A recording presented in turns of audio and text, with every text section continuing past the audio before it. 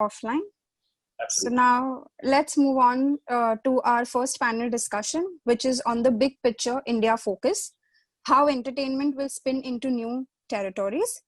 This session will be for around 45 minutes, followed by the Q&A for 15 minutes. Let me introduce our speakers for this session. Preeti Vyas, President and CEO Amar Chitra Katha Private Limited. Tejonidhi Bhandare, COO Reliance Animation. Nitin Kalra, Director Animation International, India. Session moderator, Francesca Ash, Publisher, Total Licensing. Thank you, Francesca, for being with us. Over to you now.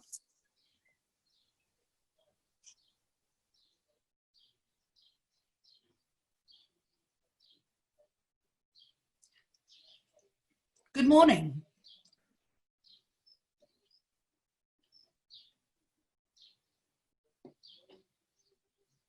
Hi, good morning, Francesca. Good morning or afternoon, of course, as it is there. Yeah, afternoon to us and morning to you. Is everybody here? Yes, we are all here. Yeah, we're all here. Obviously, we're going to do this as questions, and there's so many questions at the moment coming out of the current situation. So I thought we will start with that. Most of the world really has been under lockdown for the last 2 months, on and off. How do all of you, or each of you in turn, think that's going to impact on, stop my video, on the way forwards, on licensing, on consumer buying?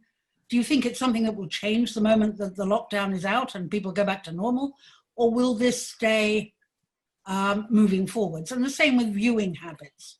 So really, if we could take this one by one of you, I'm sure that'll actually add some interesting points that no doubt people will have questions on. So maybe we could start with Nitin. Okay. Good morning to you, Francesca. Hi. Hope you're doing fine. We're good. Thank you. Yeah. Great to be on this panel with Preeti and Tejo. And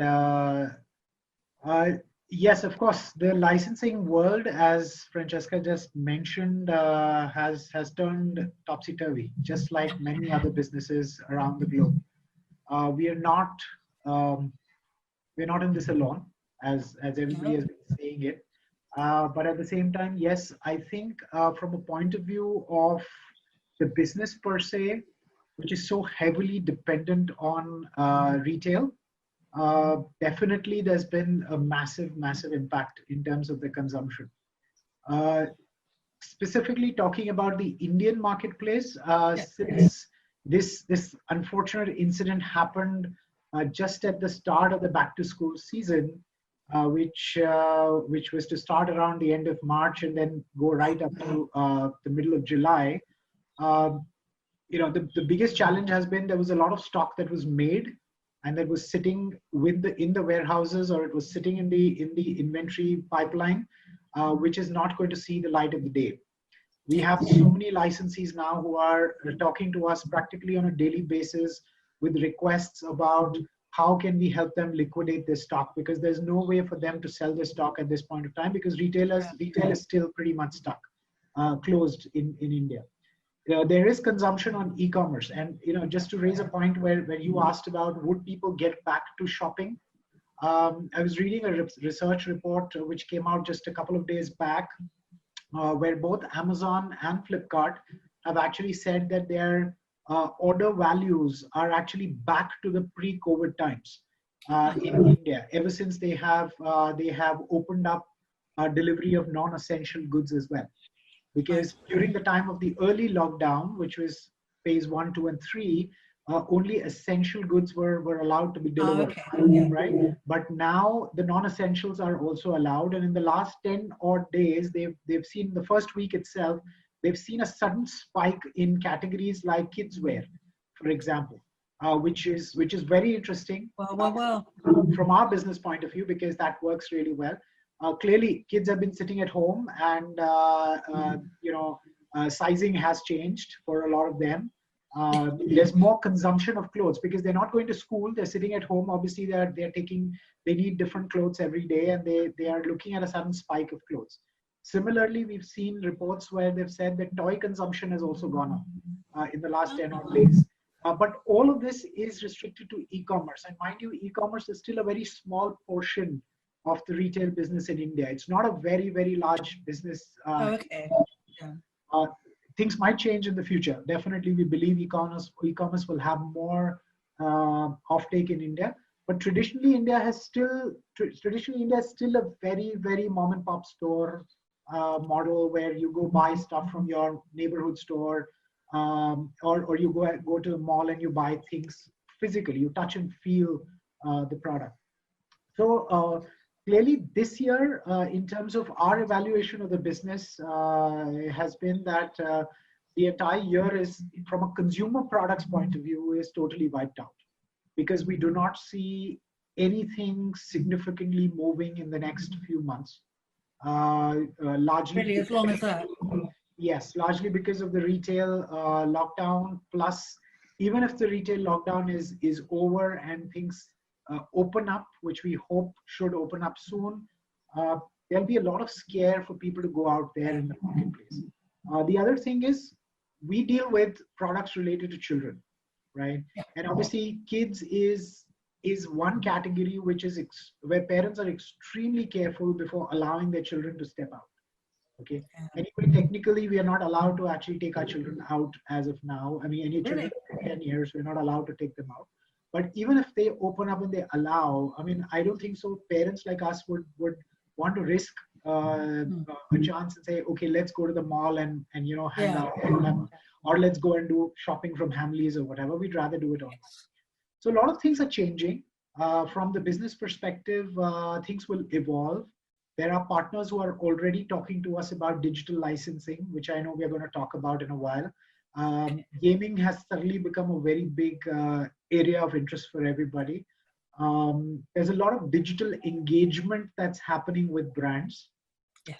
We see when it comes to our brands, whether it is an Albert Einstein or a Charlie Chaplin or a Doraemon or a Shin Chan, we see that now brands are more talking to us on digital engagements. We in fact have deals that we've signed during the lockdown period, wherein certain agencies have spoken to us and certain brands have spoken to us for exclusive digital campaigns.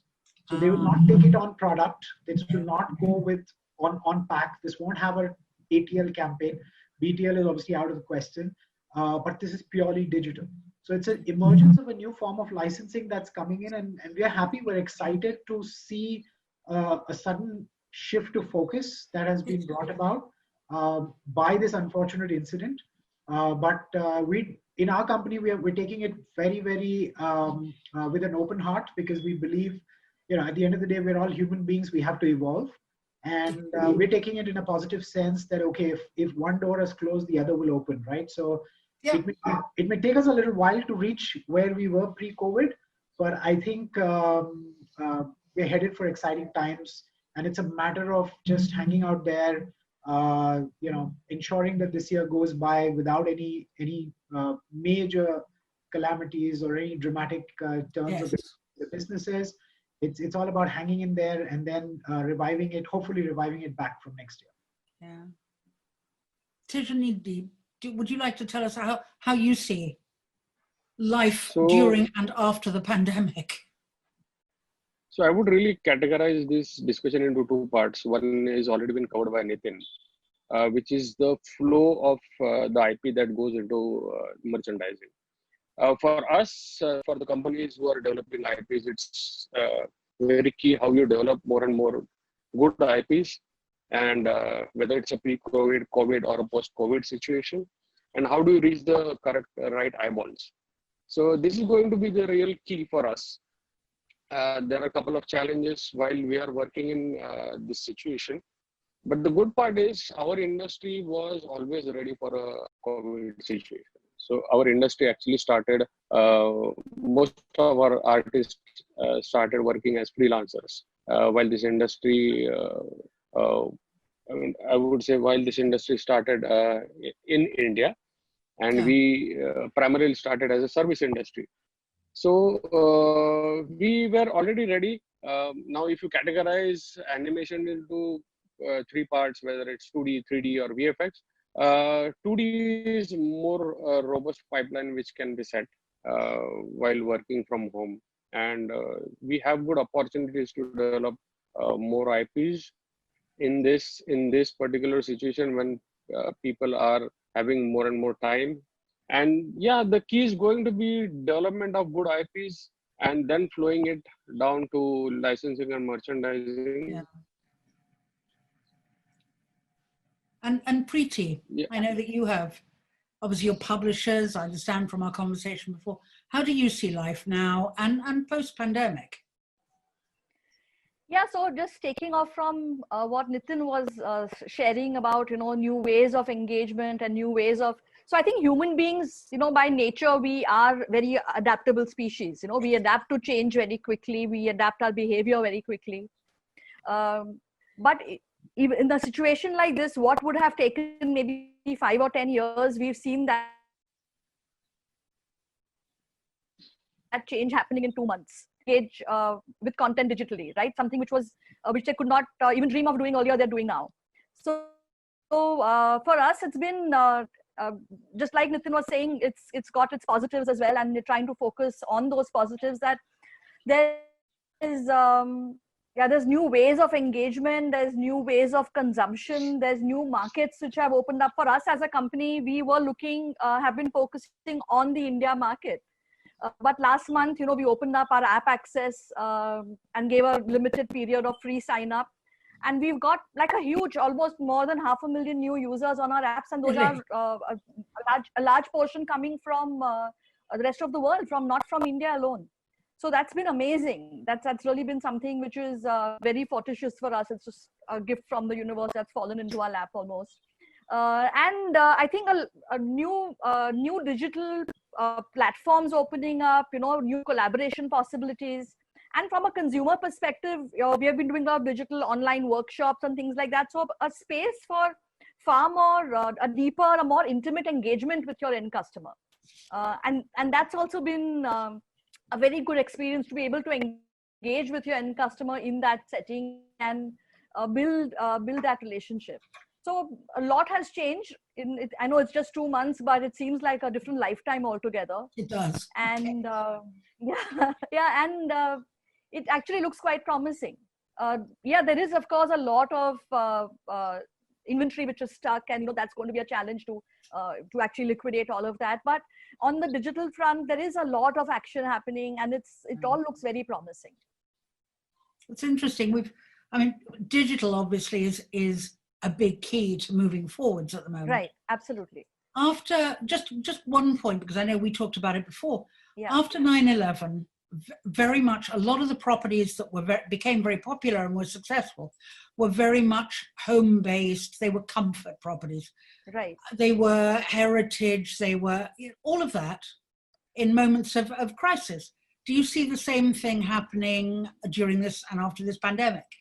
Absolutely. So if you notice, I've been looking at the trends. It's about, in a time of crisis, you go back to comfort, right? Comfort food. People are baking cakes and people are making dessert because, you just want that comfort. You want that security. And, we are seeing that as well because we are a legacy brand in India. We are a 53-year-old brand. Amar, Chitra, Katha, we are the custodian of the country's stories, with mythology, history. And we've had 2 generations of, readers reading our comics. And it's really amazing to see, Francesca, the way consumers are engaging with the content now. So while we have been struggling as book publishers to get people to start reading on digital platforms, a Kindle and all the ebooks have been a very small percentage. But in the last 2 months, we've seen this huge spurt. And I'd love to share a small example that came in. One of the parents who wrote in to say thank you for giving us access to your app. They said that this mom is using the screen mirroring function of her phone to project our app onto the screen, onto the TV, right, as a comic book. And the entire family, she's saying it's become a daily ritual for us after lunch, the whole family. So mommy, daddy, and the 2 kids, we sit together and we read one Amar Chitra Katha comic every day after lunch, and then Wow. we do voices and we discuss it afterwards, and it's become a very precious, beautiful experience as of a family bonding together. And to us, it's absolute music to the ears, because otherwise a comic book is a very intimate experience. It's one person reading one book. But here we have the whole family being able to read together and enjoy, and that's possible because of technology, right? And this mom figured it out on her own. We didn't put on any news announcement saying do this. It's just the instinctive human tendency to want to adapt and to try to find ways.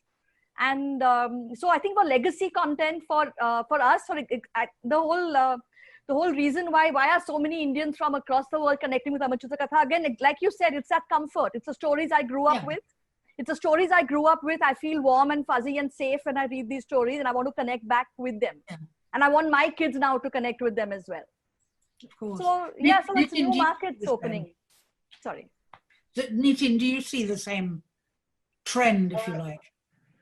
I think out of the whole panel, Tejo and Preeti both actually are owners of brands which are pure Indian. As a company, I think I'm the only one who does not have an Indian IP on board, and we represent international IPs around here. So I'm the odd one out here on the panel. Right. Having said so, whether people will continue to, or whether there'll be a spurt of people going behind legacy brands, I think yes and no. Okay, and I'll explain to you how and what our experience has been.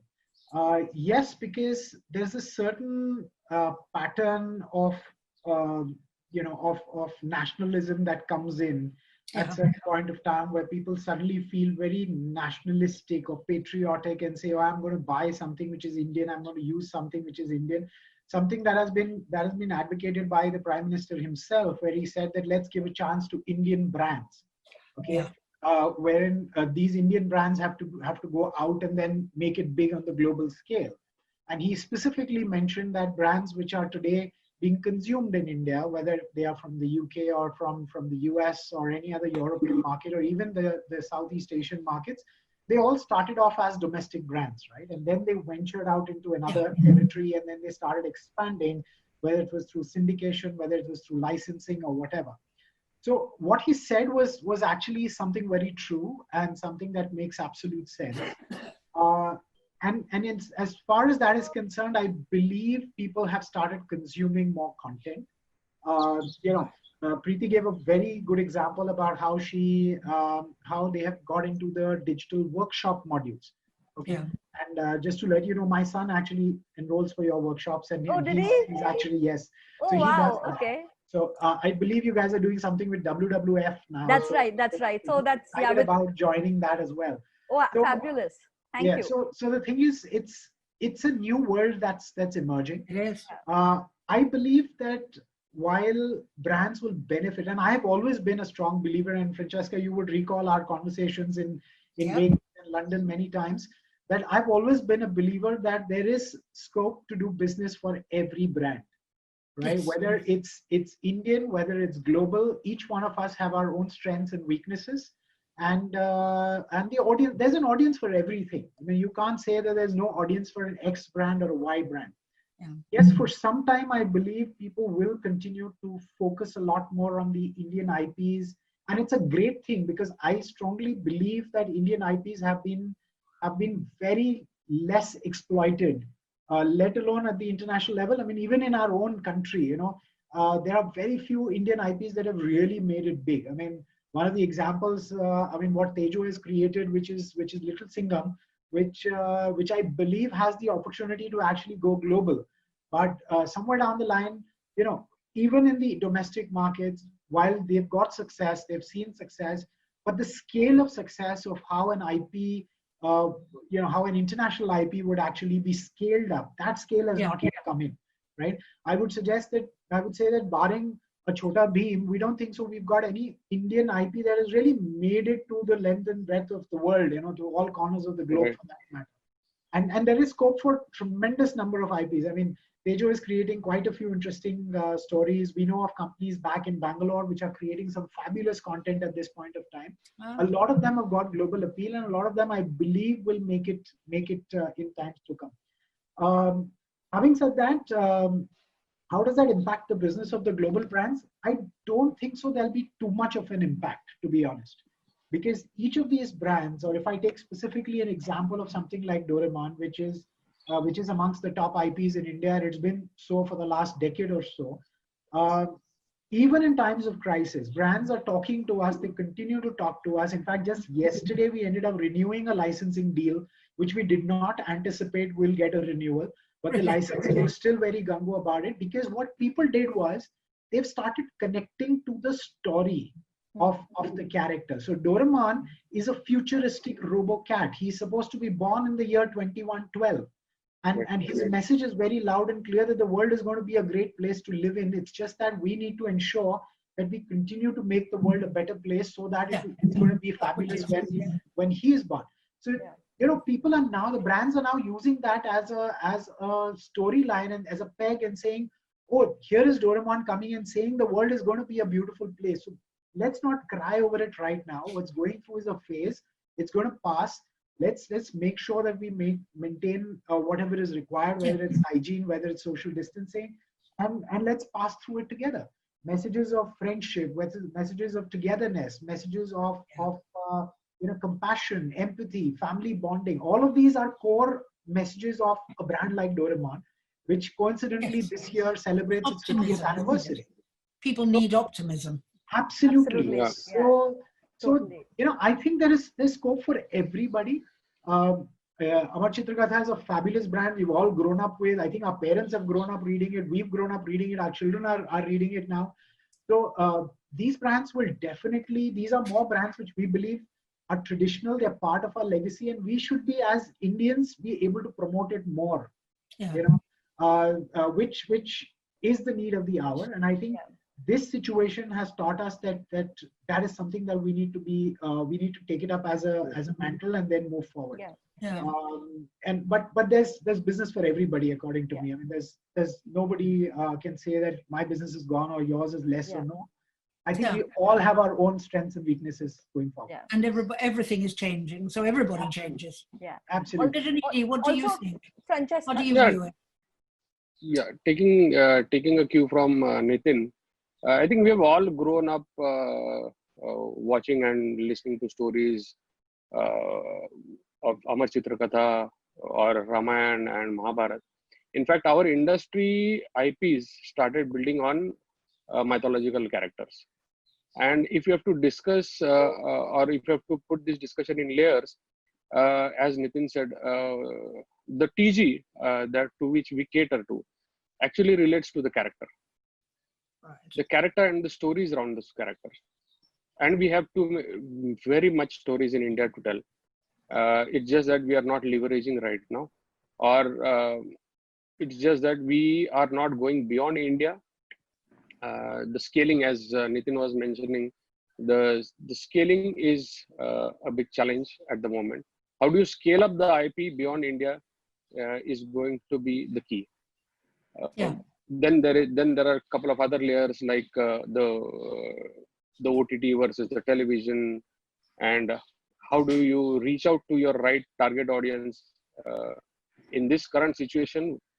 And one of the greatest things that we have seen right now is how DD, the national channel, surged to number one channel in this COVID situation, airing Mahabharata and Ramayana. So there are viewers, and there is a consumer for all the domestic stories that we have. It's just that we have to reach out to the right target audience, and we have to scale up our IPs so that we can reach out to the international market as well. Interesting. Obviously, with the pandemic, I know we're stuck. We tend to stick to this subject because it's leading to so much, but a lot has changed in terms of entertainment. The movies have been delayed or postponed or cancelled, and that makes a less organized, if you like, campaign for licensing, because if you knew a film was coming out in 6 months, you have the campaign, you have the product ready, you have this. Now everything's changing all the time. How do you think the industry generally, or how do you think licensees will adapt to this changing? Do you think movies will become less important? and maybe with a view to digital properties and influencers and all of that becoming more important. Preeti, perhaps you have an idea. Yeah, well, I think that, storytelling, right? What we are essentially doing is telling a story. So whether it is through a movie or through a book or through a web series or whatever platform you're on, it is eventually selling a story and selling that content. And with the pandemic and people being stuck at home, and as Nitin was saying, it's not going away in a hurry. So I don't see in 6 or 12 months that we're all going to be going out to a mall and watching a movie with 400 other people. That's not going to happen, right? But that does not mean that our consumption of stories is going to go away. Our consumption of content, in fact, is going up, because sitting at home, that's all people are doing, right? You're just watching more and more movies and shows and reading books and playing board games and doing all of that. So I think as licensors, the people who have that IP, the challenge is to quickly pivot and say, where is my consumer sitting? How is the consumer engaging? And what can I do to fulfill that need? Because my story still remains the same. It's just the platform and the vehicle which is changing. So, and that can actually throw up a lot of interesting, like even from a marketing perspective, when you're talking of how do you market yourself. We had a character, one of our most famous characters is a character called Supandi. And it was Supandi's birthday in April. And we had obviously had a huge offline campaign plan, but everything had to be scuttled. We did actually a whole online campaign for Supandi's birthday. We had a Supandi birthday party on Zoom. We had about 400 kids joining in, and beautiful engagement, very, very high quality engagement. Kids were drawing, kids were laughing, kids were, we gave them a return gift, which was a subscription to our app, and it was a beautiful engagement. So it is still possible to create. You have to be creative. You have to pivot quickly. The workshops which we spoke about, which we're doing, it's a new property altogether. So that's a new licensing platform available. We're collaborating with WWF to do one of these. And we are seeing, interestingly, a lot of brands who are interested in coming and being a part of those workshops. And we've had people even from, like, kids from across the world. So we're actually doing a batch now at 10 p.m. India time, because we have kids from the US who want to take part in these workshops. Really? Yeah, so we're doing a night batch which starts at 10:30 at night India time, so we can get those kids to join in. So it's really about stretching yourself, and then in a way the pandemic has brought us all together as well, right? Because we're all in it together. So there's also that and sense it's a of worldwide knowing that we're all going through the same thing, and how can we make it, how can we actually come together and try to get our stories across to readers and to consumers wherever they're sitting. Do you think with movies, like obviously the big budget movies, I mean, DreamWorks went one and launched Trolls directly on paid view. Right. They bypassed the movie theatres, and that seems to have given them more revenue than they would have got if they'd gone through movie theatres, which obviously is a sense of what they could be doing in the future. Do you think that's a way forwards? What do the panel think? What do you think, Nitin? It's actually happening here in India as well. In fact, we have India's largest superstar, Amitabh Bachchan's movie that's releasing on I believe on Netflix or Amazon Prime, on one of the two platforms next month, and it's caused a big scare in the theater industry. They in fact have written letters to the government seeking a ban on something like this, and they've appealed to people not to watch the movie on OTT and wait for it to come on cinemas. I think what this situation has done, he's actually opened up something really astonishing, and I would like to talk about this a little historically. I was part of a team that actually premiered India's first movie online on the same day when it released in theaters. Oh, wow. Way back in 2001, I used to work with a company called Ratri Productions, which is one of India's oldest production houses, movie houses. And we had, in 2001, started working on Ratri's digital platforms, which were launched eventually in 2006. And the day it was launched, it was also the day when one of our big budget movies was released in the theaters. So we actually partnered with YouTube at that time, and set up a parallel YouTube. I mean, we actually had our own website, rajshri.com, where we actually ensured that the movie was available for download for around $10 on the same day as it was launched in the theaters. It obviously created a big, not such a big noise, but definitely a big noise amongst the industry people that time, that why would something like this happen? But I also want to tell you that way back in 2006, we had around 140,000 downloads of that movie, each one paying us about $10, which actually incidentally was a larger revenue than what that movie made in the theaters. Wow. Okay. Well, that's I know what DreamWorks found with Trolls. Yeah. So you know, when I actually hear about this, and at that point of time, you know, the person who was heading that business, unfortunately, is no longer there. He passed away. But he was a visionary, and he would always say that there will come a time that the screen won't matter. Yes. And like he said, it is all about the content.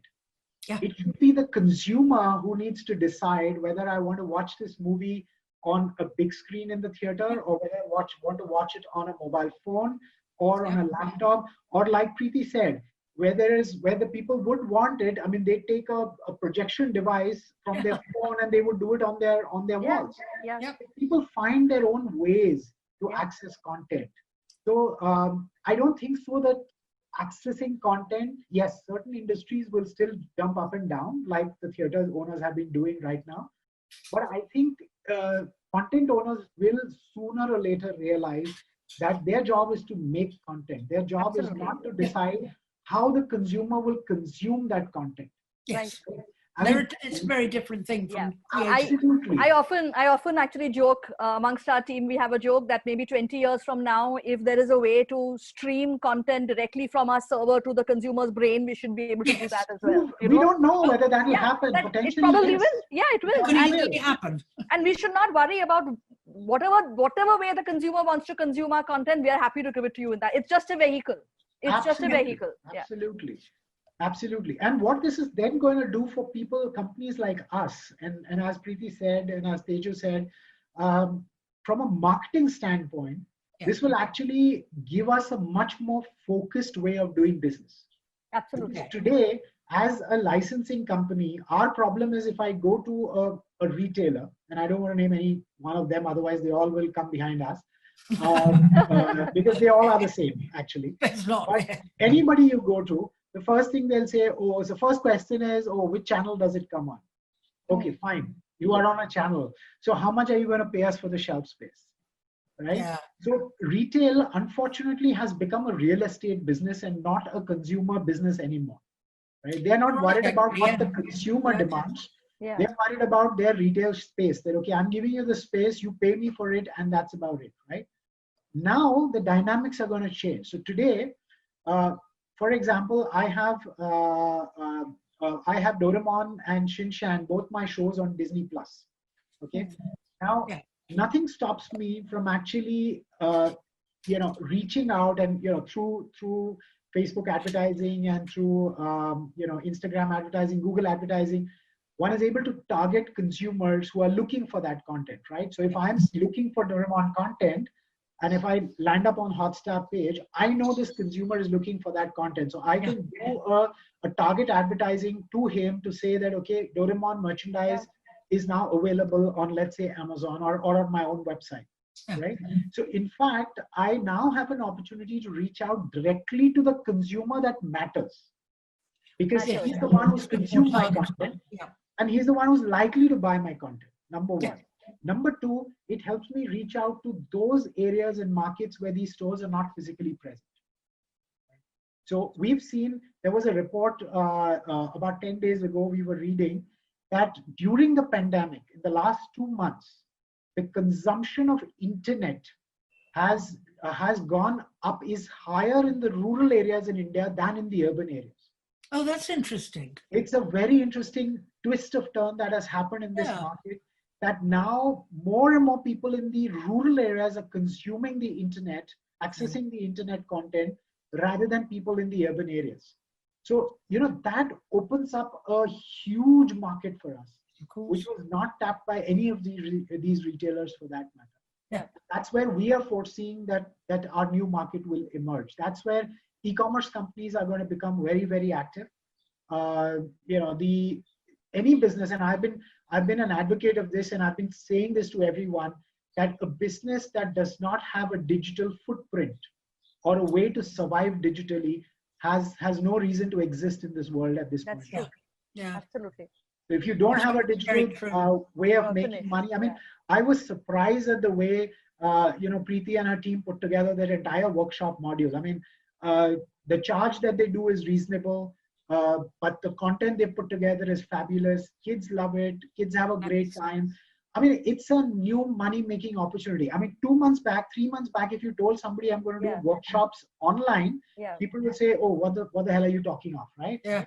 So, but now I've got malls that are talking to us. We're saying, "Can you do workshops for our patrons online?" Online. Oh, interesting. We are getting people who are coming to us, brands that are coming to us and saying, "Would you want to do workshops for us online?" Right. Okay. And Zoom and Google Meet have really opened up. They have. I mean, look Who at knew it. about those before? Yeah, I mean, imagine every year we would meet thrice a year in various licensing shows around the world. I mean, who thought we would be sitting and chatting with each other and having a fabulous conversation here on Zoom, right? Absolutely. And it's extraordinary. And we haven't had to go there. It's even better. I mean, of course, but see, the people-to-people touch will always be special. But you know what? Yeah. We've been there, we've done that, right?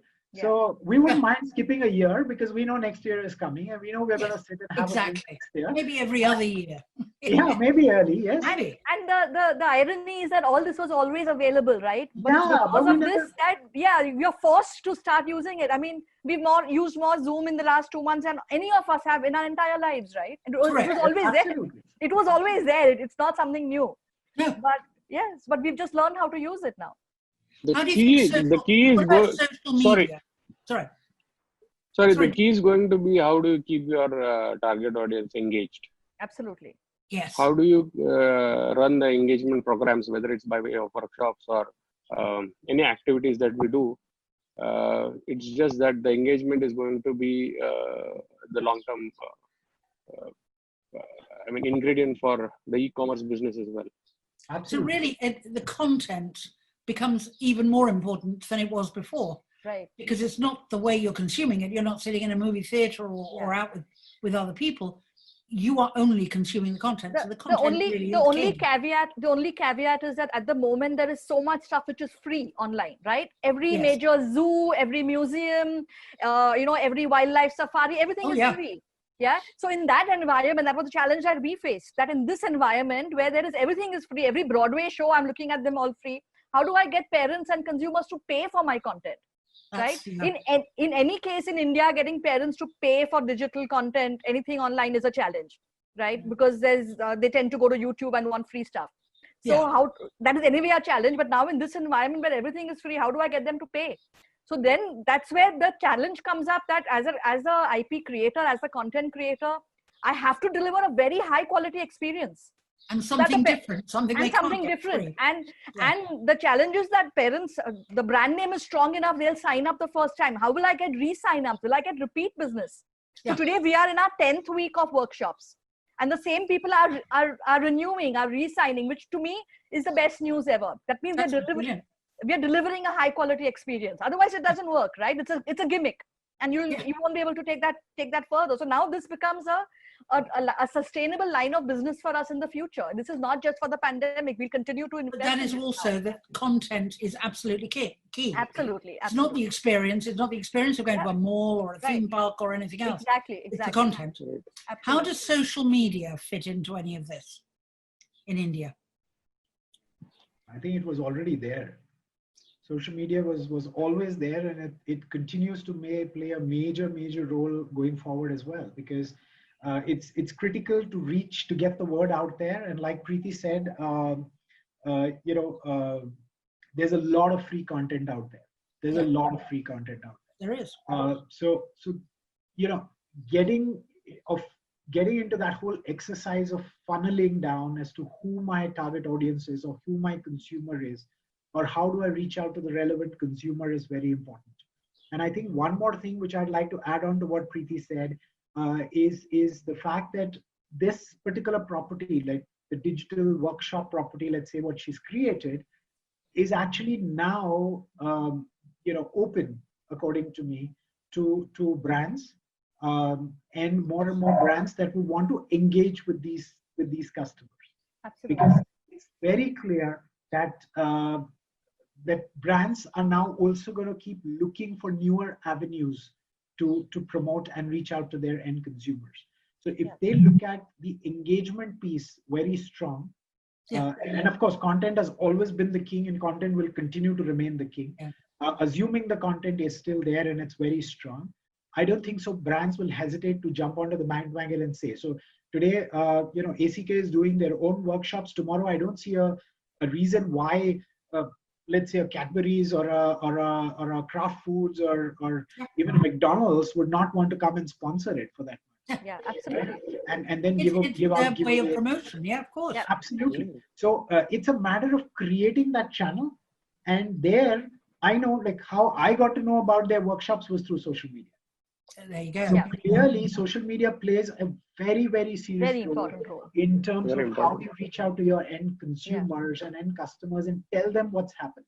And thankfully, we have technologies.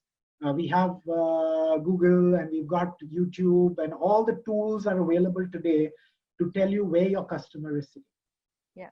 So I think that's going to be critical and a key factor going forward. It was always there for most of us. We were always using social media to reach out to our customers.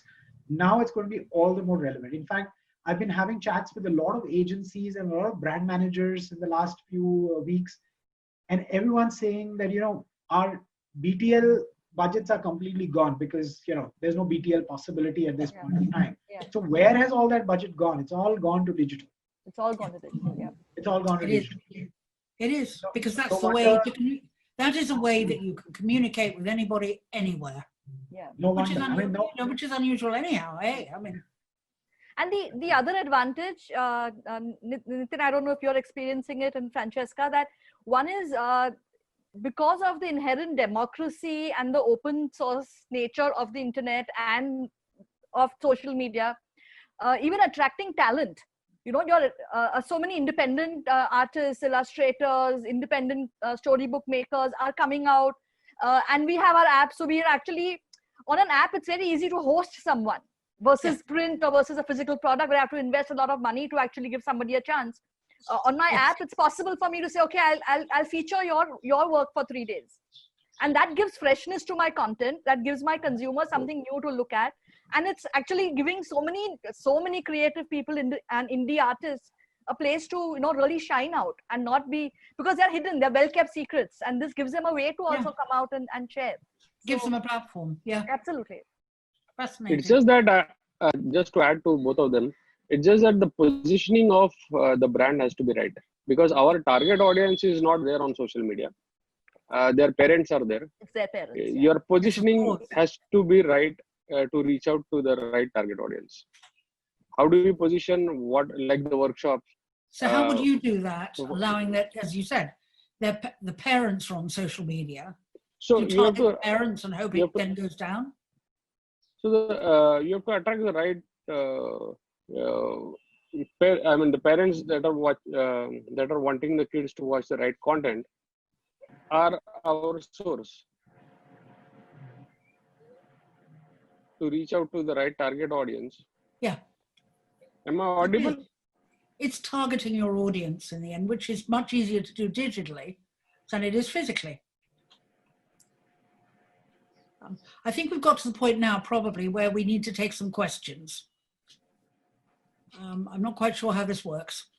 Yeah, we'll move on to the Q&A sessions. Can we have the audio for Mr. Shekhar Chopra?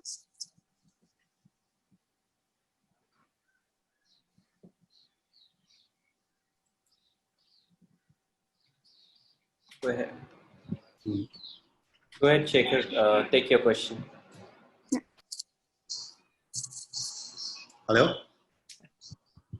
Hello? Do you have a question? Yeah, Shekhar, go on. So I have actually raised the simple question that what is the future for, kids content, be it live or animation, OTT versus broadcaster after COVID, because a lot has been changed, because you can't do the production part, and animation also people are struggling. So how do we see the kids content? I mean, because all the broadcasters and everybody, either they are playing old content or either they are shying away from having a new IP or something. They're just repeating the content because kids content has a lot of repeat value. Going forward, is there a future market for new content? Immediately. Yes, there Or is. will it take time? Yes, there. Yeah, Shekhar. Yeah, I think there is definitely a market. In fact, if you have seen most of the reports that are floating around, animation is the only industry that's actually sustaining this Exactly. COVID situation. Exactly. We are the only industry probably who are doing the production at the highest capacity. For us, if we have to say, we are doing it at 90% of the capacity that we have right now. And yes, the challenge is going to be for some of the processes that we have, like the voiceovers or the music. But people are finding out ways to do the animation. Because see, all the major players, whomever we are talking to, whether they are internationally based or national, they all have said that we've been told to put any new project on hold and kind of stay put. They're either Yes, they have just changed their. they will definitely have their. See, the broadcasters will definitely have their own challenges in terms of cash flows, because advertisers are pulling out. Yeah, certainly advertisers are pulling off. Yes. And so to say, there is a war between the OTT and the broadcaster. But Exactly. for animation, I would really say that TV will still prevail for a longer time because of the scheduled broadcast, scheduled time, the fixed timing that they have for the broadcast, which actually kids also, their parents as well, because then they have other activities to do. They would have their own classes, schools, and other activities to which might go on even in the COVID situation. That's not the real war for the animation sector. And it will, yes, definitely take some time for the broadcasters to come back while the market open up and advertisers come in with the digital licensing or digital marketing, publishing, and any other activities that they would want to do on the broadcasting front. It's just a question of time. And it's not looking at new content. They are looking at new content. Great. Thanks a lot, guys. Thank you. Thank you.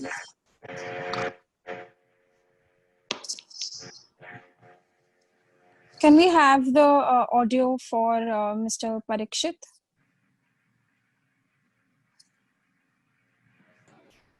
Hi. Hello. Hi, Parikshit. Yeah, please go on.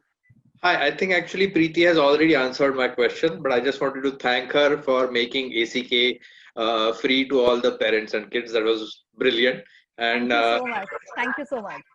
And we'll certainly keep looking forward to seeing more ACK assets in education-related collaboration similar to Disney Byju's. We have a lot of exciting things happening in the pipeline, and I can't wait to share them with all our readers. Awesome. And as far as the free apps goes, Parikshit, we got back so much love, I can't tell you. It was, I think whenever you give a gift, you always, the giver gives more than gets more than the receiver. Yeah. So that is definitely true in this case as well. So thank you for downloading it. Thank you. Thank you. Can we have the audio for Mr. M.H. Vakil?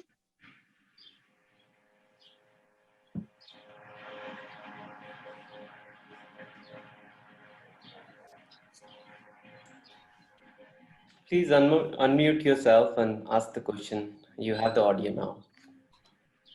Yeah, it's for Mr. M.H. Vakil. Could we have the audio for him? I'll ask his question. He wants to know that what license is required for brand registration in India, as he has started selling the products on his own brands. He has already started selling on e-commerce site and also wants to start his own e-commerce site. And how should he increase the sales for making the brand very popular in India? And which license is required for brand registration? Nitin, do you want to take this one?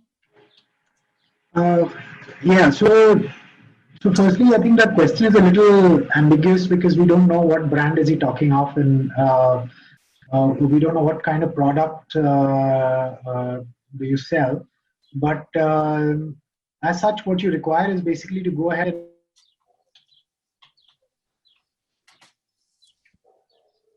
I've lost the sound. Nitin, we are not able to hear you.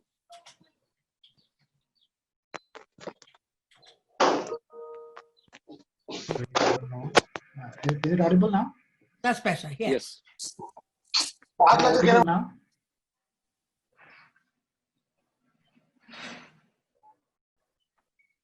Hello? Yes, Nitin, you're audible. This doesn't happen at the licensing show, right, Nitin? No.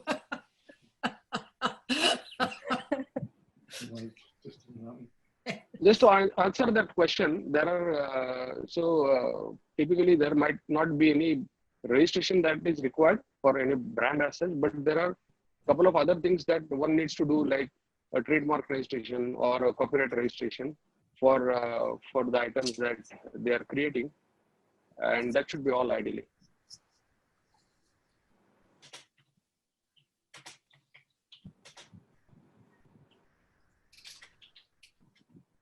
Can we have the audio for Mr. Amar?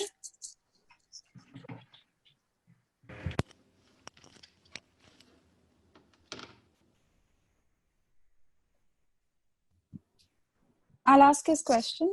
When we say three most important factor of a brand success depends on having a strong unblock value, emotional value, and credibility, how can we promote an international brand in India which is not emotionally connected with the audience here?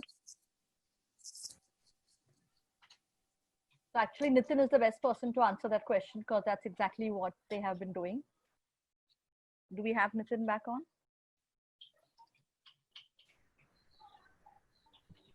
So maybe I can try and answer that. That I think eventually it again comes back to what Francesca was sharing earlier about content being king. And the long success of Disney properties, or whether it is Doraemon. Okay, Nitin is back. Nitin, I was answering the question on your behalf. So Sorry. Am I audible now? Yes. Yeah, go ahead. Finish your point, no problem. Yeah, so all I was saying is that there are successful, we already have so many examples, whether it's a Doraemon or it's a Noddy or it's a Disney characters who've managed to endear themselves to Indian audiences as well. It all comes down to strong storytelling, great production, and being able to form a bond with the child. That's, I think it comes down to that eventually. Yeah, Nitin. Yeah. I'm sure you covered most of the points, but I was referring to something related to the trademarks, which is essential. You're able to kind of do that from a point of view of taking the trademark registration in various categories. That's what Nitin, we are on the second question. Yeah. I think I skipped a question maybe. Yeah, you skipped a question. The question was, Nitin, that how does characters and IPs which come from abroad, how do they make an emotional bond with an audience where they don't have a natural affinity to the storytelling or to the content because it's not from there? What I caught you saying that it's all about the content and creating that emotional connection. I think that's that's what is the most important. Right. And any content that comes from abroad, the first thing it does is connects with the audience through the television. And I think that's critical. And now, obviously, through a lot of other platforms like YouTube, etc. As long as you're able to connect back with the audience, I think there's definitely a market for everything. Not just a market, there's actually a need for it. So there's a very beautiful analogy that I had read about all content essentially being either a window or a mirror. Yeah. So either it's a mirror to your own reality, or it's a window, or it's a window to somebody else's reality. And for the holistic, especially for children, for a holistic development of a child, you need both. You need the mirror and you need the window. So you need the Indian connect, you need the Indian content, you need your mythology, your history, your stories, but you also need Disney and you also need Doraemon and you also need that because that's what enriches the child's life completely. Absolutely. One of the classic examples is Augie and the Cockroaches. Yeah. It was a content without dialogues. And then they added dialogues to the content with Indian voices and made it successful in India. Yes, there are. I mean, there are a lot of brands that do travel worldwide. Yeah. You know, brands from all over the place. Brands from Russia that have been successful in Italy, or right, a lot of different brands are successful. They connect with children are still children wherever they are. And certain things appeal to them and quite a lot doesn't, you know. Yeah. Yep. We have the next question. Yeah, can we get the audio for Mr. Nagaraja?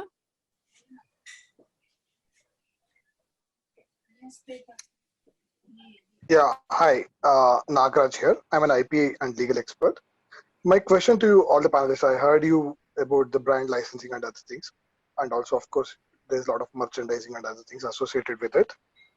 Basically, my question is, why are you, what is stopping you guys from going international on the IP side? Maybe it is on the copyright, maybe it's on the trademark, maybe on any other aspects of IP. What is stopping you? Is it just the, you think you're only connected to the local audience, or do you think you're not connected to the global audience? See, I would like to answer this question. We essentially in India, animation started as a service industry. Since then, we have been doing service work. It took us time to build our own IPs. And even today, we are a little weak on the pre-production side.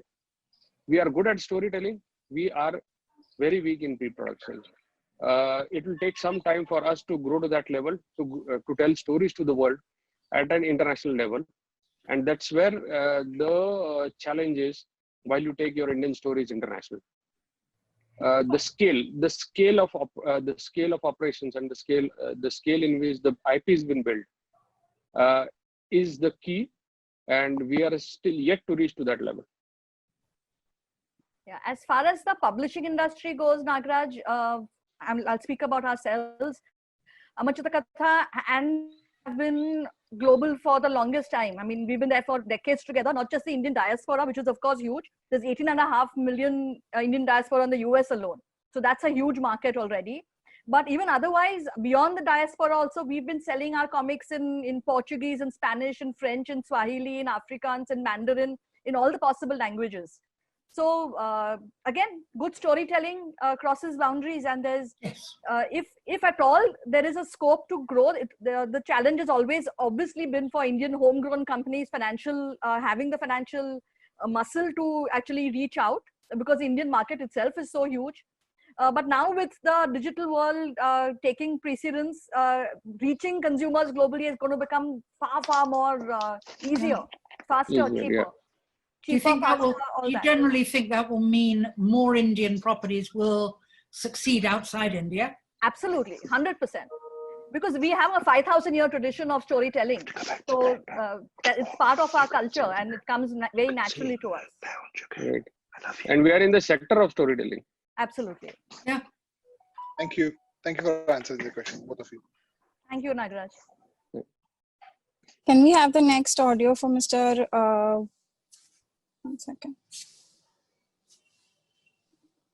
Miss Vishakha, please. Yes. Very nice.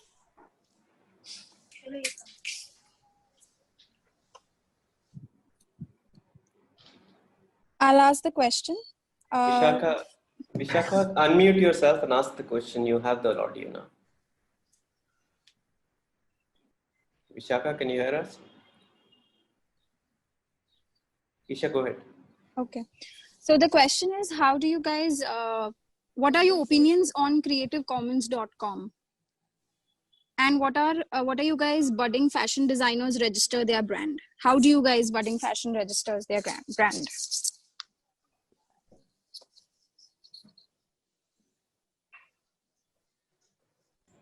Wait, could you repeat that? Nitin, are you there? I was going to say, do you want to?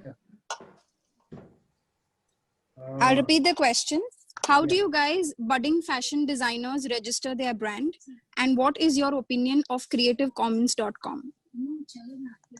Okay, so firstly, I'll take the question about the fashion designers. Now, according to me, any brand, whether it's a fashion brand or a kids brand or any brand for that matter, I mean, the process of going ahead, creating the brand and registering it is pretty simple. You go ahead and get your trademarks in place, start using the brand, start designing something, go ahead and sell it. And you'll be able to scale it up depending upon how your brand is received and how your customers are buying the brand or not. Not every brand that is created can be extended into licensing and merchandising. It's not possible that everything that we produce at every brand on earth can be extended, because every brand has its own ethos, its own pluses and minuses.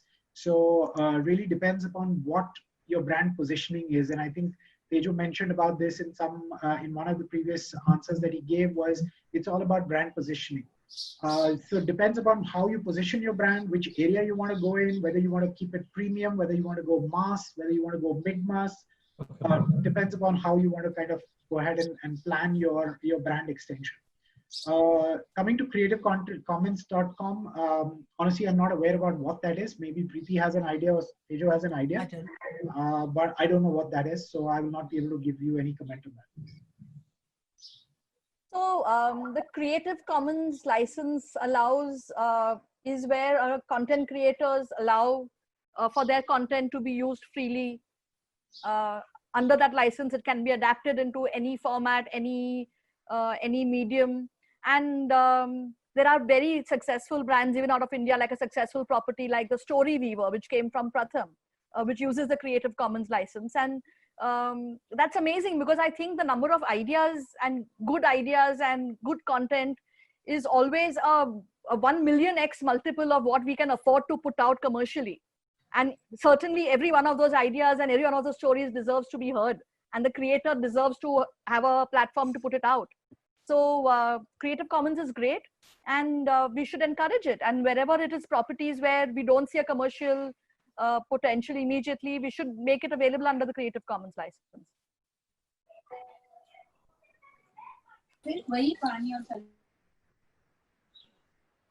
Can we have the next question audio from Ms. Anu Garg?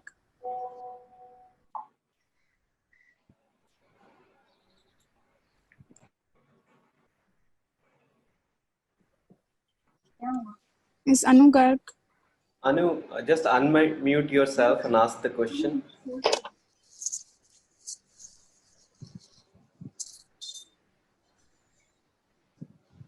Maybe you could read the question. Yeah, I'll read it.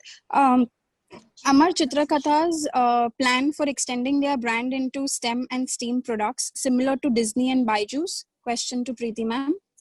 I'm not revealing my plans on this webinar. You'll have to watch the market and see what comes out. No, jokes aside, we are in the edutainment space, so we will obviously be using storytelling as our main medium to do anything. But you will hear more about it as in the days to come. All right. Thank you all for sharing your valuable insights on this session. Thank you all the speakers in the audience for having this wonderful session. Thank you. Thank you to very all much. Thank you all. participants. Thank you, Francesca. Thank you, Thank you, all of you, and good to see you. Yeah. Good to see Bye, you. Tejo. Bye, Nitin. See you. Bye, Preeti. Bye, Bye-bye. Nitin. Thanks.